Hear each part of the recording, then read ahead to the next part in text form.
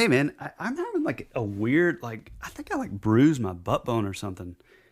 Like, I've noticed that, like, sitting in this, I think I'm just sitting and drawing too much. That, like, Maybe you should get one of those like standing desks. yeah. So you can like draw standing up. I've thought about it, but then that hurts my back. Boy, there's just no cure, is there? There's not. By the way, thank you for that soundbite because that is definitely going to be the cold open. And if you think I'm kidding, just wait.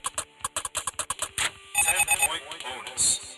While there's still no word on a cure for the virus, Report suspicious activity and call 911. I can give you every assurance, Mr. Rooney, that Gareth is well and he's very good. They can't wait until you offer you full commercial coverage.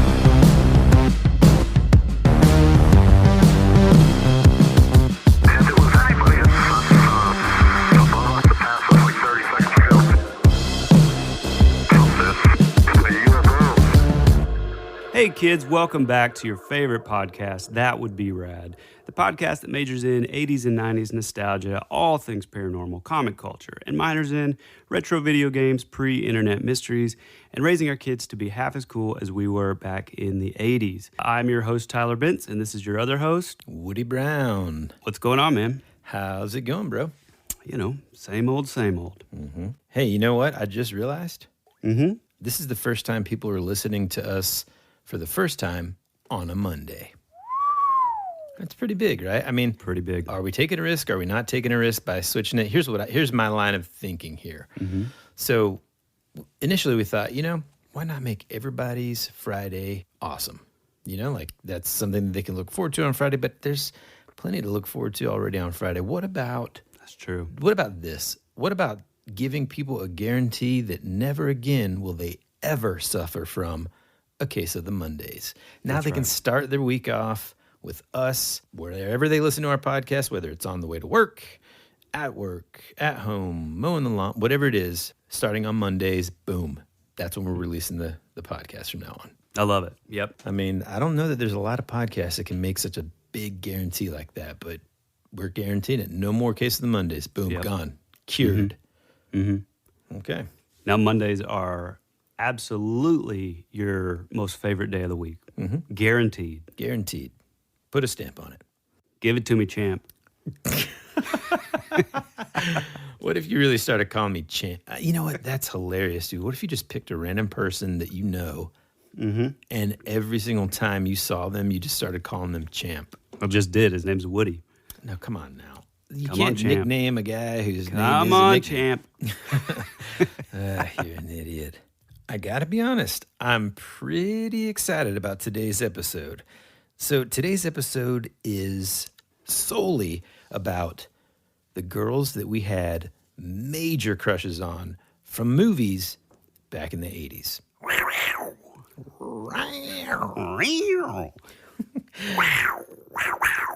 So here's how we kind of did it.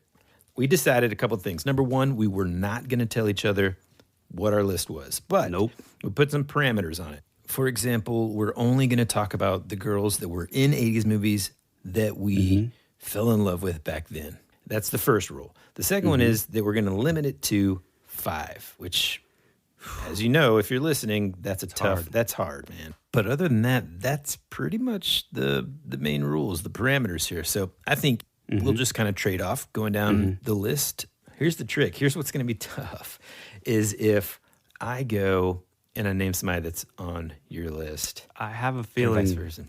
there's going to be a pretty good bit of overlap. Well, I don't know, man, because I kind of like, look, man, like you said, super, super tough to just narrow it down to 5. But I really try to kind of like rewind in my brain the girls that like I was convinced as a little kid that I was going to marry. Oh, absolutely. So there could be some overlap. We'll just kind of play it by ear when that happens. Your thoughts? No, I love it. Okay, cool. Who wants to go first? I can go first. Okay, get the party started, man. Okay. Well, and I kind of think I need to preface this also with saying that I don't know that I can definitively say that this is like in order either. Oh yeah, no. Because, like, it there's was- not a ranking order. This is just like 5 of the ones that you want to talk about today. Mm-hmm. Is that fair? Yeah, I think so. I mean, it was hard enough just breaking it down to 5. Yeah, and no. so, doing it per order, that's really hard. Yeah, no. We're not going to rank them. That's kind of sexist. mean, right? Yeah. That's sexist. My number 1, again, no particular order, is Mia Sara, or real name Mia Sarapochiello from Ferris Bueller's Day Off. Awesome, man. Mm-hmm. I mean, she definitely is in my like broader list, but she didn't make my 5 today. So, Man, I loved her. man, what about that? Still white, do. Is it like a white jean jacket, or is it like a white leather jacket with like little Yep, Fringe. fringe? Yeah, she was amazing. I'm sure we're probably going to do a whole episode on just this movie. But Definitely. Ferris Bueller's Day Off is still in my maybe my top 5 of all time. Mm-hmm. It's an '86 classic, and she played the character Sloane Peterson. She kind of had like a quiet sort of intensity about her. Mm-hmm. Are we going into that? There's like a if you want to, man. Also, kind of like this sort of, well, I don't know, like exotic vibe. I mean, Yeah, right. Like maybe her dad was a GI. never know. I feel a belly. I feel a belly. Well, actually, she was, from her real name, Sarah Pocciello.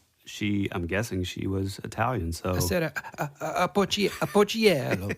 A nice little Office reference for you. one thing that I noticed about making this list is a massive amount of synchronicities on all levels.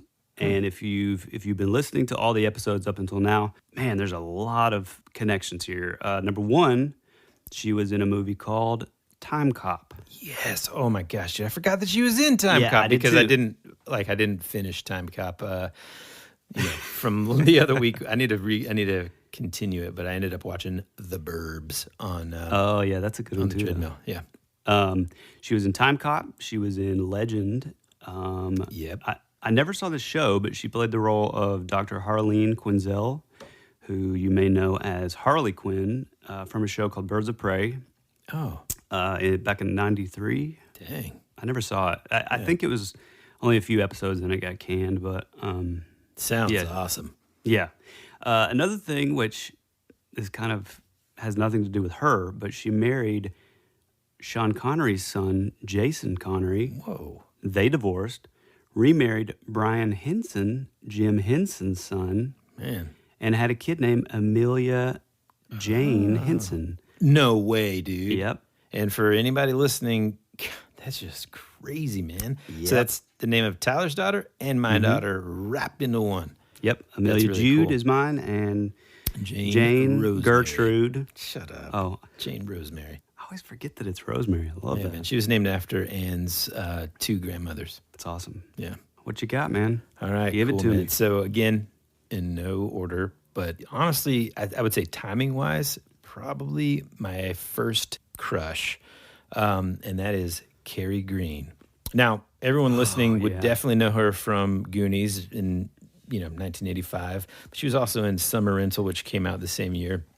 And we have an overlap there because she is on my list as Oh, well. yes. Cool, man. And so she was also in the movie Lucas, who also has another one of my crushes, not to spoil Yeah. any surprises. Dude, I'm not joking. From the very first scene, which just a little bit of trivia, she's actually the first Goonie to be on the screen, the first one that they show us.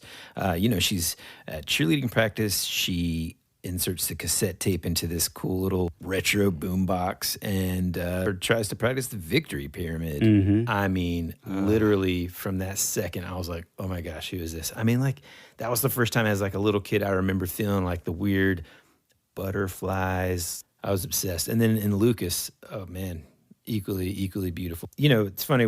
She is kind of one of those actresses that did a fair amount in the 80s. And then kind of did mostly sort of TV here and there ever since. And I guess the most recent thing she did as an actress was in 2012. This movie that, man, I tried to find it and tried to see if I could rent it on iTunes or anything when I was doing the research for this episode. But it's called Complacent, and you basically can't find it anywhere. So I think it was either a straight to DVD or something, but you can't find that either. She went on actually to co-found a production company called Independent Women Artists with Bonnie Dickerson, and co-wrote and directed a film adaptation of a play called Belly Fruit, which is a play about like teen pregnancy or something. Yeah, I mean, she will go down in history. And I mean, I don't know if anybody listening has watched any of the like the Goonies. If you have the special edition DVD, you can see their commentary. You can see her, because at the time when that DVD came out, kind of early 2000s, man, you know, who knew like what she looked like? There wasn't social media and all that. So How's she holding up? dude, she looks basically exactly the same. Yeah, so she was the first one on my list. What you got? Actually, before we move on from Carrie Green, one thing that I saw that was kind of interesting is, like what he said, she did a few movies in the 80s, and then she kind of disappeared relatively. When she took a break in the 90s, she went to study art at Vassar College. And this is a little trivia. She was actually roommates with Marissa Tomei's brother, Adam Tomei, and a guy named Ken Levine, who created the BioShock franchise. Oh, wow. Yeah. So I guess it's my turn. Yeah. I specifically remember seeing this, not in the theaters, but I remember seeing it on video. And I mean, I remember just same kind of thing. Those butterflies. And this lady's still kind of going strong, still acting a whole bunch and all that. But her name is Heather Graham. Nice. Yep. And she was in a classic movie with Corey Haim and Corey Feldman called License to Drive. Oh, dude, one of the best. One of the best, man. And her character was called Mercedes Lane. And man, I had the biggest crush on her. Yeah. Oh my gosh. You know, she didn't make my list. She does make the like sort of big list, but I completely forgot about that movie, man. I know. God, So it's so good. good. I've probably seen that movie 100 times. I'm pretty sure the guy that plays the dad is like he's the same dad in Encino Man. I can't picture him. He's just the classic 80s dad, man. Pretty much always cranky. And I think I know. I know who you're talking about. Yeah, kind of like the curmudgeon. Like he's got like the glasses and the beard and or the mustache. Is it beard or just Mustache, mustache? yeah. Little known fact about her. Her first movie was Drugstore Cowboy. She's also from Milwaukee, which we love that place. It's a cool city, yeah, man. We played Summerfest there with Kings of Leon and her old band. betcha. And she went on to do another one of my favorite movies of all time, Swingers. She was in Twin Peaks. Hold on. Boogie Whoa, Nights. whoa. She was in Swingers? Yeah.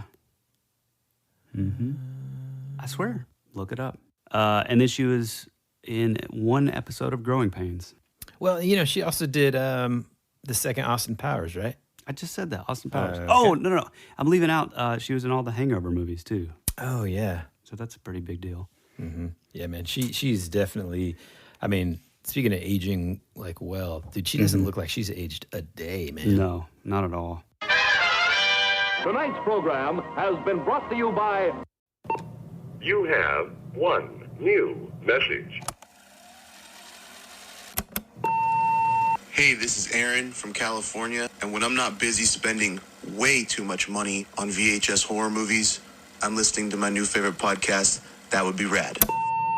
All right, man. My second is just shy of Carrie Green. I mean, she is probably the one that lasted the longest, I would say, in terms of crushes. And that is the wonderful, gorgeous Winona Ryder. Yes, she's in my honorable mention. Man, dude. I mean, I'm not joking. Like, Yeah. and it's funny because you read a little bit about her, and she kind of comes from a very interesting background. Like, her parents, well, I don't know if you'd call them hippies, but I mean, they Oh, totally hippie. they ended up like living on this huge farmland with like 7 other families. They didn't have TV or anything like that. So she really got into like reading. And when they moved to California, one of the things I read about was how, because she had, and if you remember, the reason I bring this up is one of the first movies I remember seeing her in, I think might actually be her first movie, which is Lucas. Yep. And she had like sort of like a short, you know, kind of bob or a boyish sort of like haircut. And it's funny because I read that like people in her school in California would like tease her for looking too much like a boy and all this kind of stuff. But dude, I had a massive crush on her in Lucas, man. And it's so funny too, because if you go back and look at pictures of my wife, and around that age, she actually had short hair like that too. So I always kind of like, I always say like, man, if I would have known you back in late elementary or early middle school, I would have definitely had the hots for you back then. Lucas was the first time that I remember just being like, oh man, I don't know who this girl is, but oh man, she's like skinny, dark hair. I just loved her. And then Beetlejuice. And man, dude, I loved her in Beetlejuice. And of course, Heathers, which, you know, I'm going to have to break a rule here. Kind of. Heathers came out in 1989. And also, I was just like infatuated. And then Edward Scissorhands came out in 1990. So technically, that movie doesn't make the 80s list, but I'm just mentioning she went on to do that. And then literally a laundry list of other movies where Reality Bites. Oh my gosh, man. Loved her in that movie. I mean, just it keeps on going, man. Every movie that she was in up to around, especially in the 90s, I was just still like obsessed. And then I think she's credited as acting in like 63 things, TV and movies and all this. But most recently, of course, we all know her as the, justifiably and maybe seemingly like frantic mother, Joyce Byers in Stranger Things. That first season, I kind of thought, oh man, I don't know, I wasn't so sure about her acting, and, it'd been a little while since we'd kind of seen her, but gosh, I mean, the character development in that show is just ridiculous. And, she shortly became just a staple of the show, really. So I'm glad that she's a part of that project for sure. Well, one thing that I thought was cool about her, it's interesting that she had like you said, that her parents were like hippies, and like her godfather and like family friends were like Timothy Leary, who is like known as like the father of like the psychedelic movement, a bunch of like the beat movement, like the beat poet authors like Ginsberg and Ferlinghetti, and also science fiction novelist Philip K. Dick, which he's incredible. Yeah, she's really, really cool. It's funny too, because I feel like when I think of like the 90s, she comes to mind a little more. And maybe just because like that like Reality Bites era. Yeah, she had a really strong 90s career for sure. Okay, my turn? Yeah. So my number 3, or well, technically 4, is Leah Thompson. Oh, you son of a gun. Yeah. I knew it, dude. I was literally just like staring at my list. That's the one I knew we would double up for on. Sure.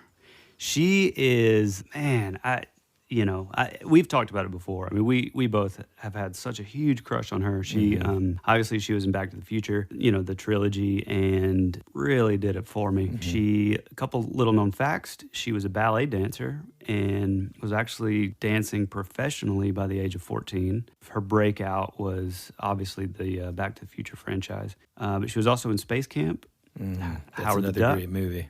Yep.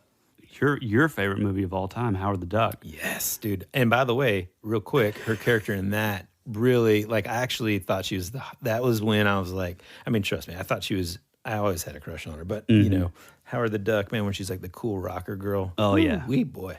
Yeah, that was a different sort of role than what you were kind of used to seeing her. She was the mom in Dennis the Menace, which synchronicity we were just talking about. Don't she was forget in Red Dawn. Red Dawn, All the Right Moves. Another little trivia, she married a guy named Howard Deutsch, who was John Hughes' directing partner, who directed Pretty in Pink, Some Kind of Wonderful, The Great Outdoors, and went on to direct some of the episodes for True Blood, which ties us back around to Michael McMillan, one of the hosts of the critically acclaimed podcast, Bigfoot Collectors Club. Which, if you've been listening to this show, is one of our all-time favorite podcasts. I mean, I think the first time you see young Lorraine in Back to the Future, your heart skips several beats, man. I mean, she is just absolutely beautiful, man. Whew. Okay, bro, you're up. All right. Well, next for me is Jamie Gertz. And if you don't know who that is, if you're listening, where I discovered her was one of my favorite movies, especially this time of year, The Lost Boys. Oh, so yeah. she plays, I mean, first off, her character's name is Star. There's no last name. Nice. There's no, whatever.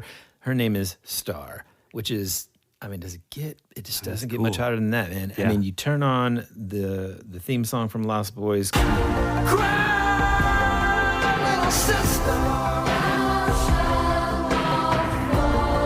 And she's just sitting on the back of a motorcycle, big brown hair, and is just unreal, yeah. bro. And you know, it's funny, like, if you kind of A-B a picture of her from that movie and then Twister, where her character's like super dorky and like high strung. It's just weird to think that it's the same person. But, you know, she went on to do a bunch of stuff. Like I said, Twister in the 90s and stuff. And she did a bunch of TV stuff like Seinfeld, ER, Ally McBeal, you know, all those big ones, even Entourage. And then most recently, I've never seen it, but my wife watches it. This Is Us.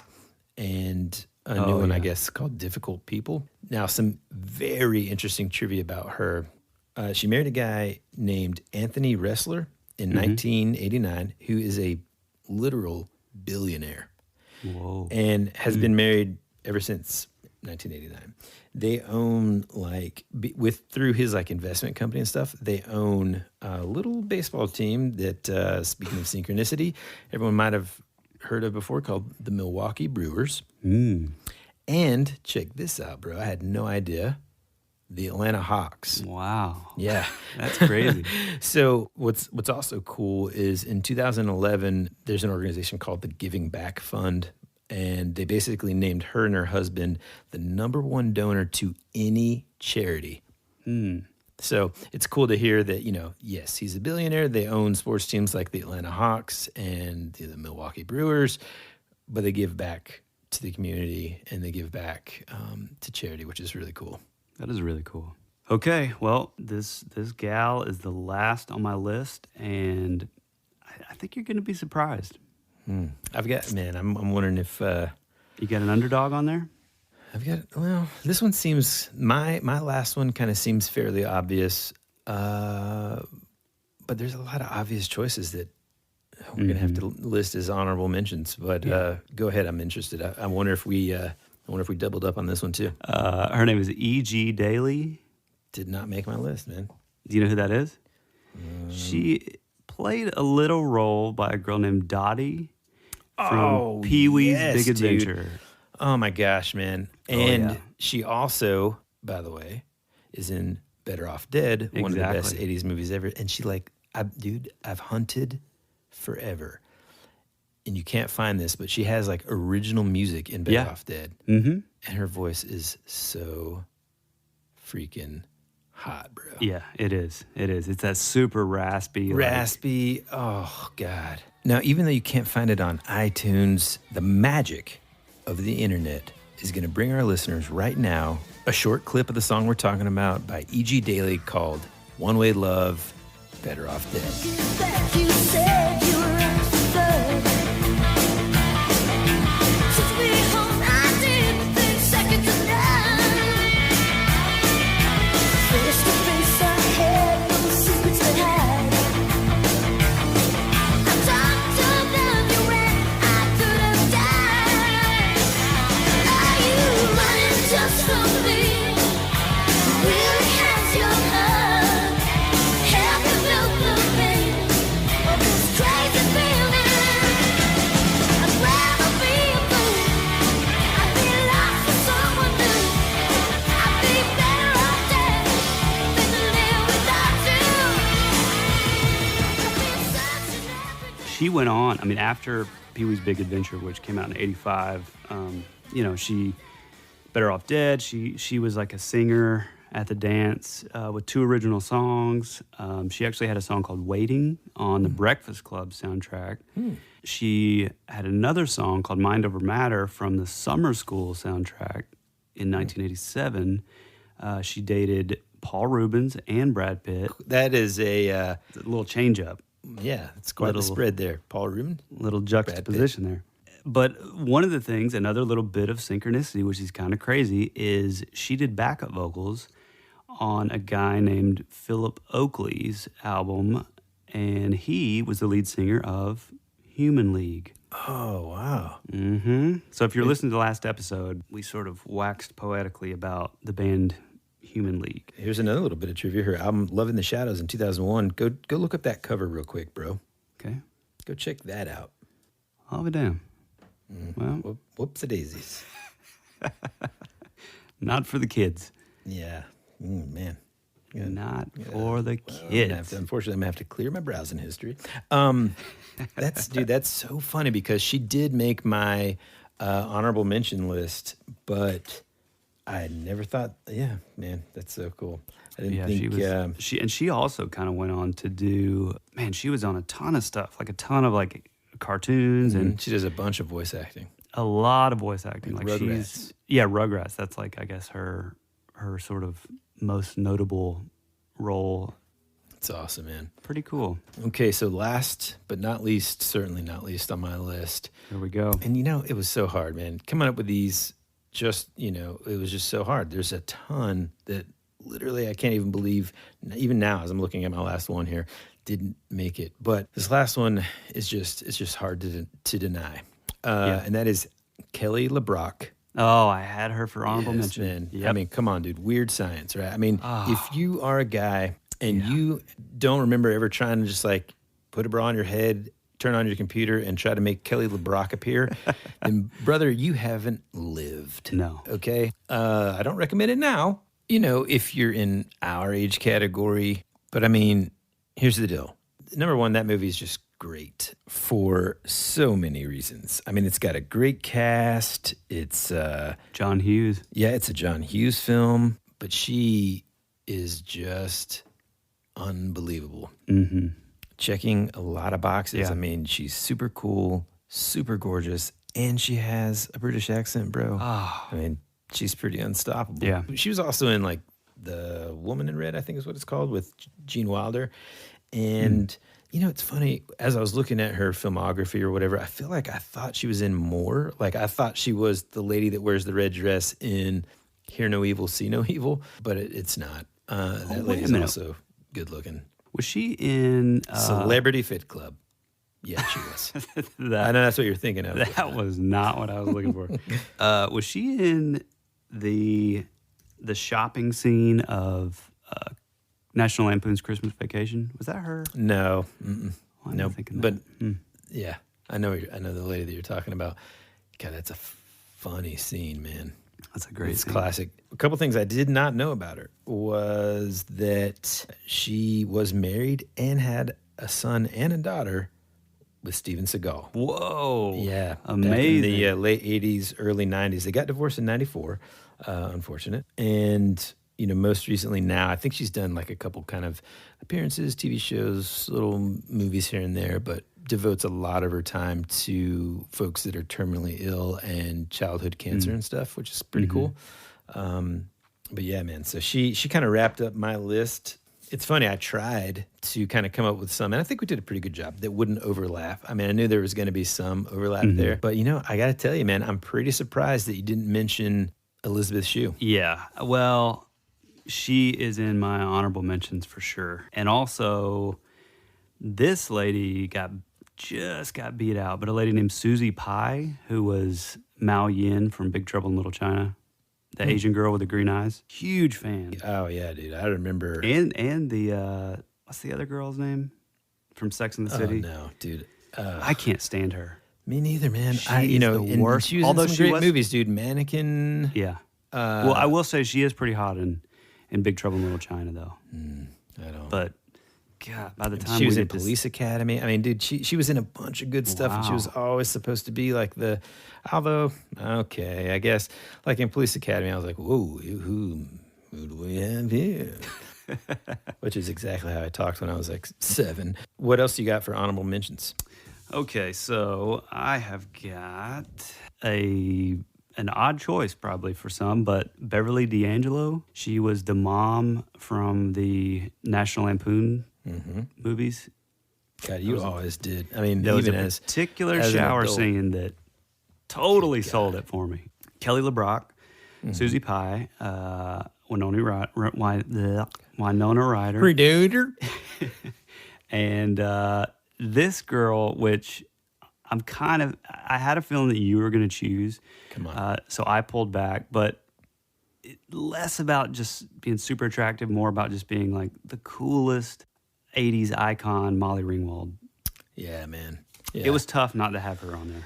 Yeah, she's awesome, man. Yeah. She really is. Really is awesome. Okay, here are my honorable mentions. I just wrote down a couple. And truthfully, I cannot believe 2 of them didn't make, really 3 of them didn't make the cut, or at least make one of our lists. Number 1, I mean, the most surprising, Carrie Fisher, man. Princess Leia from Return of the Jedi. Yeah. Come on. But that just seemed a little too obvious. It did feel obvious, yeah. And That's why you know, they didn't do I it was either. kind of like, it was later into the 80s that I kind of was like, whoa, man. You know, it was like with Star Wars, I always just thought it was so cool that I didn't really have an initial crush necessarily Right. on Princess Leia. Well, I think too. I mean, I was born in '81. You were born in '80. So I kind of feel like we were just a little too young to like to understand the bikini scene. in right. Return Exactly. of the Jedi. Yeah. Yeah. I mean, much later. Not too young now, you know what I mean? Definitely still holds up. Yeah. Okay. And then, oh man, you're going to love this one.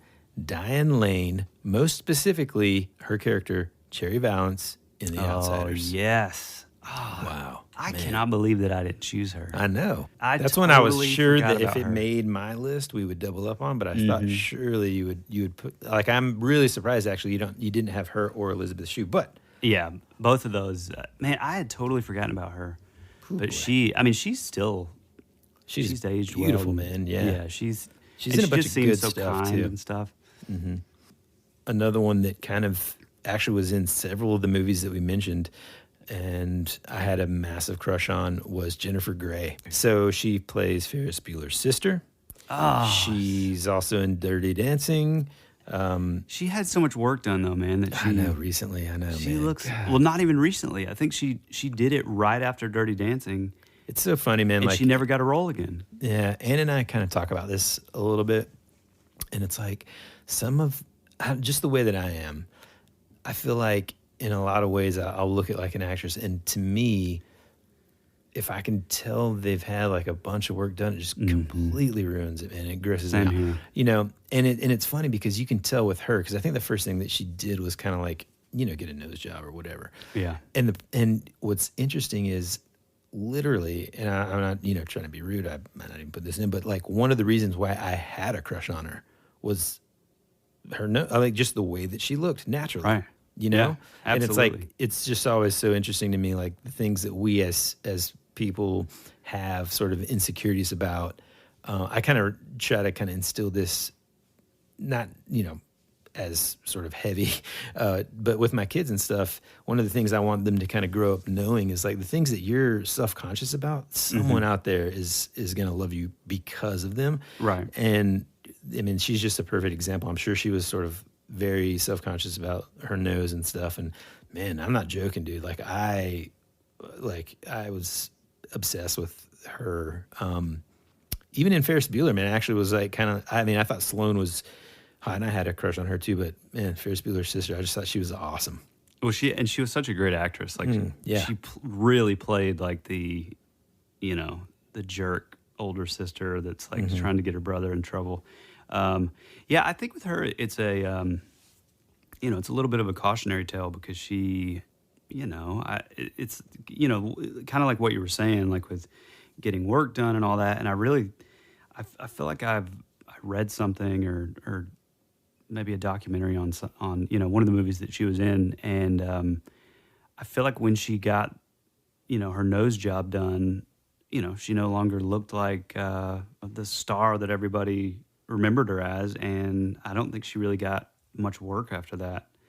Yeah. I could be totally wrong. She could have had a really budding career afterwards. But I remember hearing that there was a little bit of an issue when she got her nose job. Kind of my last honorable mention, I kind of lied. I'm going to give you two more. One, and you go back and watch this movie and you're like, man, she's 45 in that movie. But Kelly McGillis in Top Gun as a little guy, man, loved I her. just thought, oh boy, Oh, yeah. oh man, I thought she was hot. But oh my gosh, in Top Gun, the unsung hero, speaking of getting work done and just kind of unfortunately just ruining it, dude, I can't believe I didn't mention her, Meg Ryan. But young Meg Ryan in like young Top Meg Gun and Inner Space.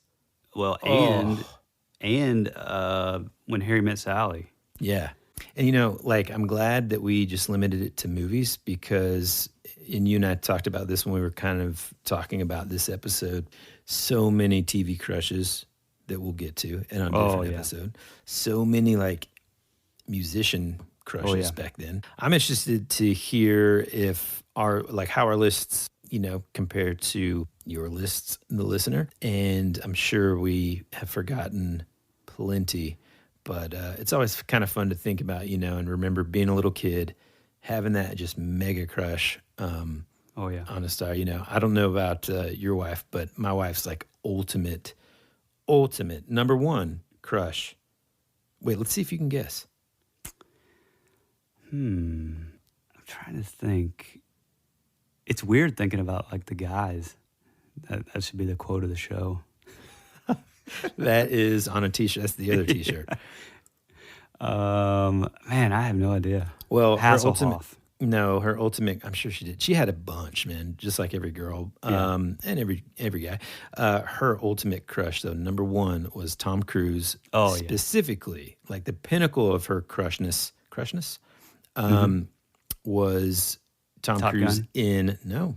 And even like she was obsessed with the movie Legend and, her number one sort of like Tom Cruise moment was Cocktail. Oh, yeah. And I don't know if she would kill me for saying this on air, but she actually has she ordered one of the, like the photos, the black and white, like studio photo from Cocktail. And I want to say it might even be autographed, man. I don't know. Wow. So Tom, if you're listening, stay away, sir.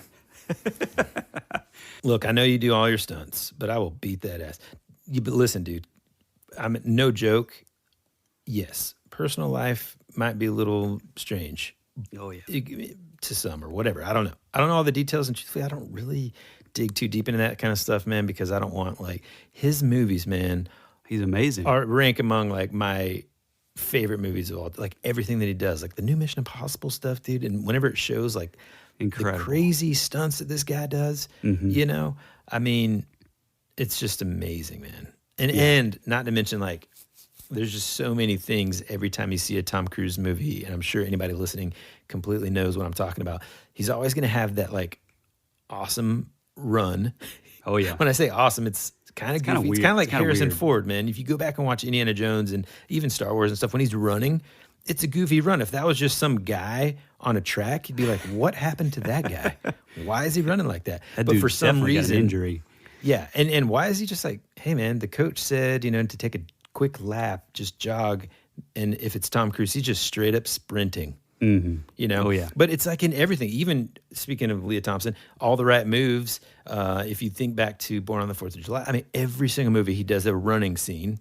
He's sprinting from something, and then he's going to be on a motorcycle at some point. Oh yeah. I don't know. It's just funny to kind of see those similarities in all those movies. But yeah, man, that wraps up our crushes. Man, can I tell you I don't know if this is going to be a funny story. It was funny to me, and I hope I can kind of maybe just make fun of myself from this time. So when I was in middle school, I had this huge crush on this girl, and I don't even remember her name because I guess it didn't last that long. But it was a huge enough crush that I found out. So again, I lived overseas from about the end of 3rd grade into about 8th grade. And then we moved back to the States and all that. But at the time I lived in a place called Jakarta, Indonesia. And I went to this international school that basically middle school and high school was on the same campus. It was huge, man. It was like a college campus. We had our cafeteria had Pizza Hut and all these things, Baskin and Robbins and all these kind of things. Baskin and Robbins? Baskin and Robbins. And don't forget to tell them that your butler would drive you to school. We had a driver. And we also had and a butler, and we also had a cook and also a maid. But anyway, start calling you Silver Spoons. Silver Spoons. What's up, champ? Champ. So anyway, I found out this girl. She's several grades older than me. I think I might be in 6th grade. She's in 8th. Okay, she had the coolest style, man. I mean, think. Not quite Leah Thompson in Howard the Duck, more like Punky Brewster style? Well, actually, more like you remember the girls in Weird Science, not Kelly LeBrock, but the Like the Valley Girls? Yeah, exactly. The guys end up kind of, ending up with. Like side ponytail. Yeah, exactly, dude. Exactly. Jean jacket with the collar flipped. Yep. Yeah. And she kind of looked like the blonde girl in Weird Science a little bit. That's how I remember. Okay. So anyways, I find out that she is in like student government. And I'm like a sixth grader. I'm like, I don't even, what is student government? So I'm asking somebody. What is and they're government? Like, yeah. I'm asking somebody and they're like, well, you can be like, you get to like make decisions for like our grade. You guys go on like these like retreats and stuff. I'm like, what do you mean? What do you mean a retreat? And they're like, yeah, you go on this like trip. All the leadership goes on this trip or whatever. And then that's where you like, make these decisions and stuff. And I'm like, wait, okay, I'm doing the calculations in my head here. I'm like, okay, here's my in. This is how I'm going to make the move. 1, I get elected to student government. Not hard. I can do that. It's easy. 2, I'm not a we talker. go on this I'm not a retreat. talker. I'm not. 2, we go on this retreat, and that's when I'm like, hey, and I wish I remember her name. We'll just say, what's in the 80s? Like Chelsea or something. Oh, okay? yeah. And so I'm like thinking, okay, then I make my move. I go up to Chelsea. I'm just like, hey, I mean, wow, you're here too, huh? Man. Funny meeting you here. Yeah, what about those chili peppers? So fast forward just like maybe a week or so, no sixth grader wants to be in freaking student government, really, unless they're like the hardcore, right? And so I'm like, okay, I'm going to do this. And so the way that it worked is you would get somehow, I don't remember how the election process worked or anything like that, but you would run on this like quote unquote platform or whatever. And my platform, being the chubby kid that I was like, man, I'm going to make it to where, and I'm pretty sure there was like an assembly, okay? And they're just like, okay, now stand up in front of everybody and tell them what you're going to do. And I'm like standing there in front of everybody. I'm listening to the other kids in my grade. The other kids are like, well, we're going to make it to where our class color is going to be like red. And people are like, and then like the next person's like, I don't really know what we're going to do, but, I'm just happy to be here thankful for the opportunity. And then their mom's in the back going, and then I come up. Oh boy. And I come up there Obesity. and I say, no, obesity rules. No, I get up there and I wasn't like super chubby, but I was chubby enough. And I get up there and I say, listen, our school store, sometimes I feel like the prices are a little high. So here's what I propose. I propose that every single Friday, all of the sixth grade class gets free ice cream. Everybody goes berserk. Boom, everybody thinks this. And like I want you to think about like Principal Skinner kind of coming up there and be like, this show is over. He like, the person comes up there like, well, he can't really promise that. It doesn't matter, man. It's drowned out by the crowd. They're going crazy. Sixth grade They're is hoisting you on their fire shoulders. right now. Yeah. I'm doing the like over the shoulder, like I've got my hands cupped. I'm like, to the right, to the left, and I'm like, man, this is working out exactly like I planned. They love me. Mm-hmm. So then I get elected. That's all that people remembered. Sixth graders, they just remembered, boom, this is the guy that's going to get us free ice cream. The ice cream man. So now comes the weekend retreat. Now, it's a little less glamorous than you think, really. It's just like, it's not a retreat. We're not staying someplace. Our parents basically just drop us off at the school for a couple hours on a Saturday. So we get to the retreat and, we're like eating, we're hanging out. There's a couple other, I think, because, you've got like your vice president, your treasurer or whatever. Mm-hmm. And so there's a couple other sixth graders there that I know, but not well enough to just like hang out and stuff. So I'm just like, trying to figure out when the right time's going to be, just like walk over to Chelsea's table and say, hey, I think maybe we should go out. I didn't know what I was going to say, but I'm getting geared up. Nice. Well, all of a sudden someone comes on the PA. Hey, students, we just wanted to welcome everybody. We're hoping you're enjoying your meal and everything. In a few minutes, we're going to be going over the plans and things that you want to put in place for your class, blah, blah, blah, blah. And I'm like, oh, okay. So we're eating, we're like talking. Of course, you're a sixth grader. You're not talking about anything that you're going to be doing. No. And all of a sudden it's like, boom, boom, boom. Okay, guys, we're ready to go. We're going to get started with... Oh, God, this sucks. We're going to get started with the sixth graders. Now, Woody Brown, if you'll come up here and kind of tell... And I'm like, oh, my God, wait, what? I had to, like, come up with something? I had to prepare? I'm walking up to this thing, and I'm like, well, I'll play it off. It'll be cool. These guys, I remember the last time I said this, everybody cheered. So I go up there and I just go, Yeah, it's real simple. First of all, thank you for having me. Real simple. This year, we're doing free ice cream for all the 6th graders on Friday. dead silence. Oh, man. The the school administrator guy or gal kind of puts their hand on my shoulder, covers the mic, and is just like, yeah, you can't do that. I'm like, and then I'm just like standing there.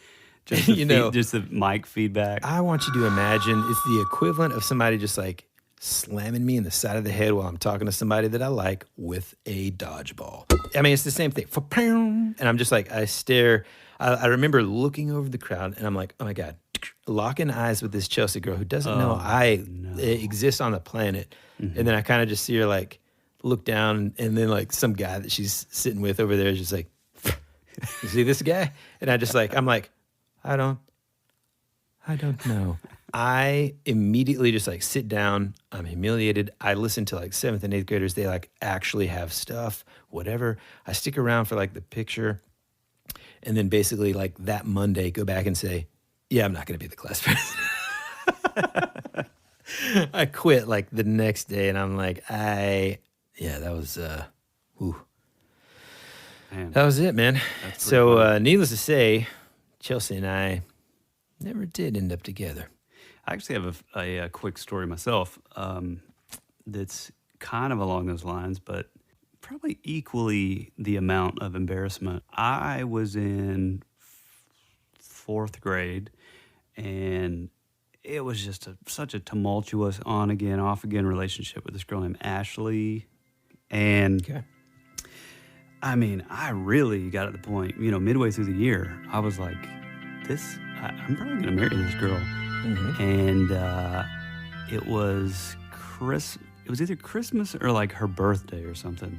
And I showed up with this ring that I'd found from my mom's vanity makeup area. Mm-hmm. It was like in a drawer in like a little special old box. And I was like, oh man, this is perfect. This will probably even fit her. Problem solved. Showed up, gave her the ring. Big move. I think it was Christmas because we were getting ready to get off for Christmas break. Mm-hmm. So it was like right before that happened. Gave her the ring. I mean, you would have thought I was proposing to her. And so everything's all great. Well, oddly enough, she actually lived near my cousin Colt, and we ended up going over there over Christmas break.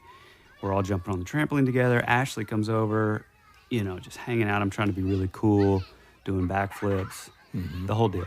Well, then later, we ended up all kind of going inside, and my mom is there, and I think my mom overheard Ashley talking to one of her friends about how I had given her a ring. And so my mom's ears perk up, and she's like, well, Tyler didn't ask for any money to get this girl a ring. Maybe it's a Dakota ring from like... Yeah, maybe he found it. She says, oh, let me see the ring that he got you. I will, to my mom's credit, she played it extremely cool. Oh, that's really beautiful. But then we left, and come to find out that was my mom's great-grandmother's wedding ring. Oh, my gosh. So, oh, man. After, did she just light you up? I can't remember exactly, but... I'll answer for you. Yes. Yeah, I feel like I definitely, got my share of punishment for that one. So then, as you would expect, we got back from Christmas break. I had to ask for it back. And, being a 4th grade idiot, I made up some excuse like, oh, I thought that I was going to give you this other ring, and that was just a loaner till when I could save money to get you a better ring. And so make sure your kids know to do not steal random rings from your mom. Oh, that's amazing, man. Gosh, dude, I've got so many stories, we both do, about being embarrassed in our lives, even into adulthood. Mm-hmm. But man, you gotta have that feeling. Like I know as parents, like we want to protect our kids from all that kind of stuff, any kind of like awkward feeling or like heartbreak and all that. But you got to have that stuff, man, to Yeah. make you a strong person. You know, if I hadn't been embarrassed and humiliated in front of Chelsea, I mean, maybe that's where I started getting the sort of ability to kind of be in front of people. And Yeah, man. It's funny. This is really short, but this reminded me of myself, which you'll immediately know like this trait about me. But we would be on the road touring or whatever, and somebody would just come up and start talking to us, and I would just end up talking to this person forever and just going along with it. Even if the person was completely wrong with what they were saying, you know, they assumed that I was somebody else, and I would just go along with it. Just because I didn't want to, like, it wasn't like conflict per se, but it was just like, I just didn't want to, like, embarrass them, I guess, which ultimately kind of embarrassed me by doing that. So the other day, like, my daughter, my oldest daughter, Amelia, she started kindergarten this year, and we have to go through this long line, and, like, you know, I make a joke, like, all the little kids are like little meerkats because they hang out of the top of the car, like a sunroof, and like out the windows. And this little girl was like coming around, and Amelia looks over and she's like, "Oh, that's my friend, you know, Kennedy or whatever." And I was like, "Oh, that's cool. Is she your friend?" She's like, "Yeah, she plays with me every day. She's really cool." And the girl looks over and sees Amelia, and she goes, "Hi, Olivia." And I just busted out laughing. And Amelia like looked over at me like, "Oh boy, she doesn't even know my name." And then she looks over and she goes, "Hi, Kennedy." Like, she just let her go with it. And then she got home the next day, or, you know, that afternoon, and said the entire day the girl called her Olivia. And I'm like, "Honey, why didn't you correct her?" And she was like, "I don't know. I just didn't want her to be embarrassed." oh, man, that's so sweet. Yeah, it's pretty sweet. That's awesome, man. And I'm always the one that says this, but I think this is a good place for us to wrap it up. But before we go, once again, thank you so much to every single person that takes the time to listen to this podcast. It means the absolute world to us. And make sure that you tune in next week, because we have a very special announcement about the entire month of October, and I can't wait for you to hear about it. Until then, be rad. That's the way it goes.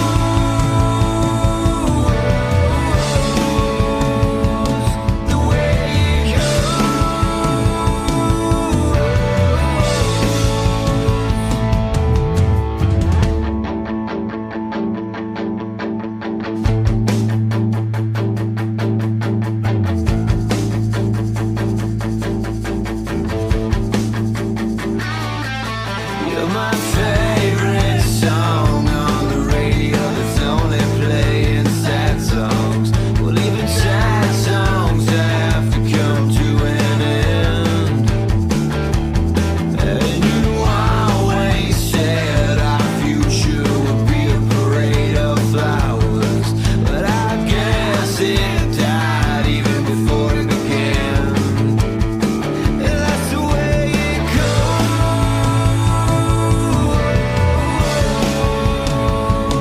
The way it goes.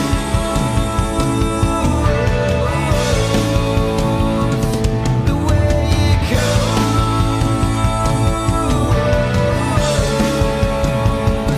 The way it